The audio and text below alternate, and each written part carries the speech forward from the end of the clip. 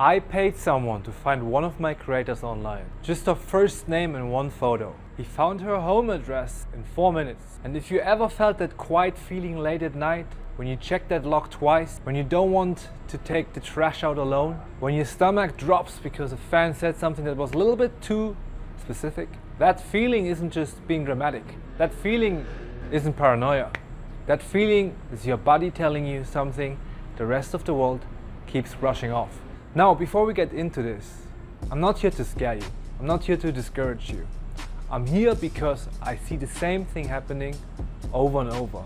Girls building something real on OnlyFans, and nobody around them ever bringing this up. Not their friends, not other creators, and definitely not agencies working with them. Most agencies won't touch this conversation because there's nothing in it for them. But if you're going to do this, do it properly, do it safely, and ideally, do it with a team that actually gives a damn about protecting you, not just your numbers. So let's talk about what nobody else is telling you.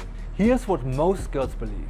I use a fake name, I never show my street, I don't say what city I'm in, I'm fine. I wish that was true. The way people find you isn't through the things you expect. It's tiny things you forget about, things you posted years ago and moved on from it. The corner of your window, the brand of an outlet on your wall, a reflection on your mirror you didn't notice, a TikTok you made in 2022 with your real name attached. And here's the part that made me lose sleep.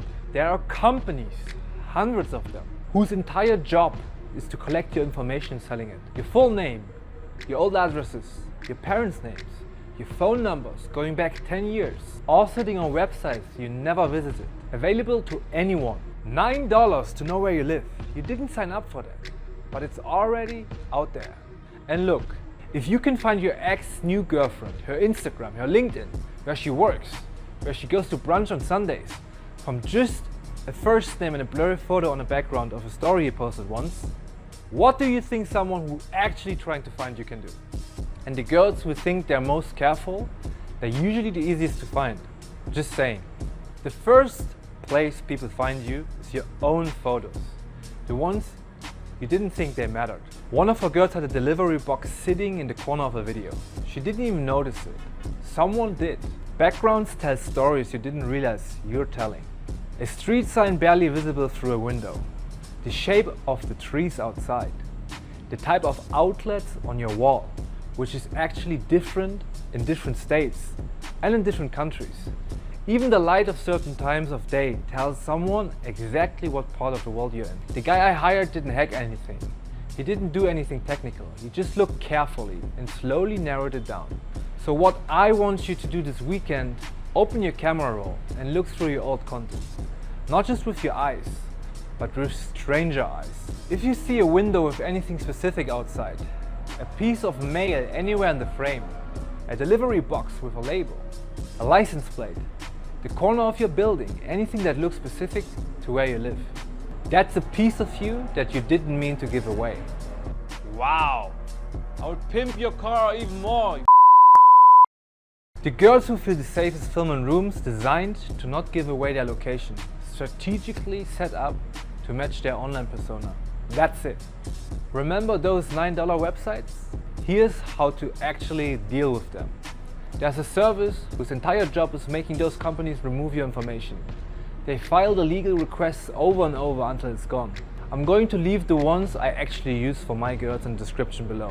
Not sponsored, just the ones that actually work. It's not expensive and it's the single biggest thing you can do right now to make yourself harder to find. If you do nothing else after watching this, do that one thing.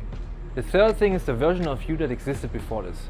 The version that wasn't thinking about any of this. Your old Facebook with your real name, your hometown, your family tagged in photos, your old Twitter, your old Instagram that was public for years, old shopping accounts, reviews you left on restaurants in your city. All of it's still out there, quietly. And the people trying to find you, they look there first, because that's where you weren't careful, because you didn't know you needed to be. One weekend, a cup of coffee, go through every account you've ever had. Lock it down or delete it. Take your hometown off Facebook. Untag yourself from family photos. If you have old accounts you don't use, don't deactivate them. delete them. And if your username on any of those old accounts matches anything you use now, that's a thread someone can pull, and the whole thing unravels. You only have to do this once, and then you sleep differently at night. I want to be honest with you for a second.